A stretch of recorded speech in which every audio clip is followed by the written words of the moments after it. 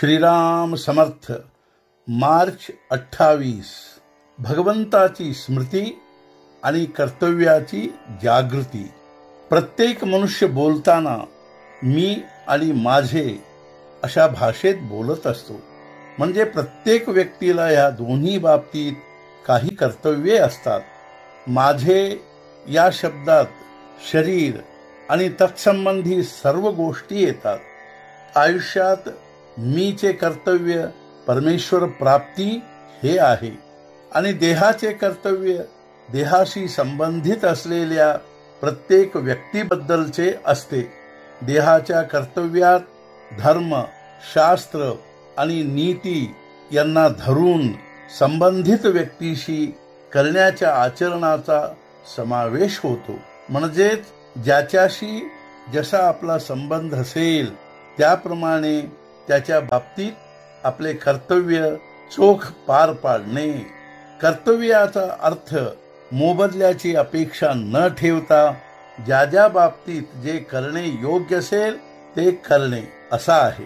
मनुष्याने मी आणि देह या दोहोंच्या बाबतीतली कर्तव्ये समान चालीने करीत राहिले पाहिजे। मीचे कर्तव्य करीन पण देहाने कसाही वागेन असे म्हणून चालणार नाही।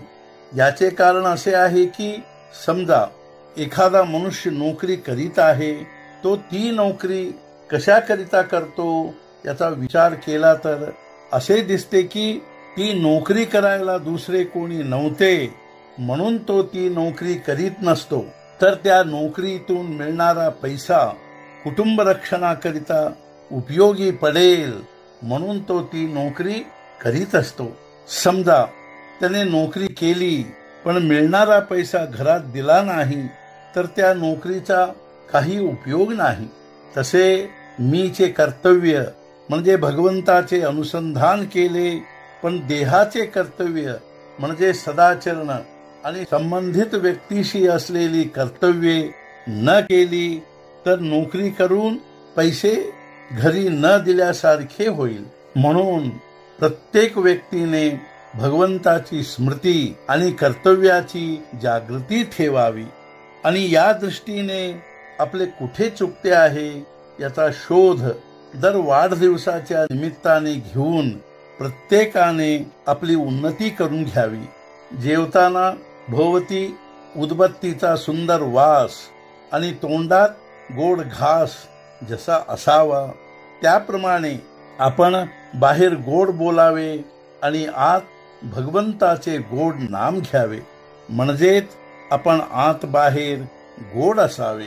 त्याप्रमाणे एखादा गवई पुष्कळ ताना मारतो पण शेवटी समेवर येतो। त्याचप्रमाणे भगवंताजवळ लक्ष ठेवून मग आपण काहीही केले तरी हरकत नाही। समेला विसरून मात्र उपयोग नाही। इथे तबला वाजविणारा भगवंतच आहे म्हणून त्याचा ठेका बरोबर चालतो। ठेक्याप्रमाणे म्हणजे भगवंताच्या ठेक्याला अनुसरून म्हणजेच त्याच्या स्मरणात जो गवई गाईल तो बरोबर मार्गावर राहील आणि शेवटी समेवर येईल। आजचा मुख्य विचार, फळाची अपेक्षा सोडून कर्म करणे याचे नाव कर्तव्य होय। सद्गुरुनाथ महाराज की जय। जय जय रघुवीर समर्थ।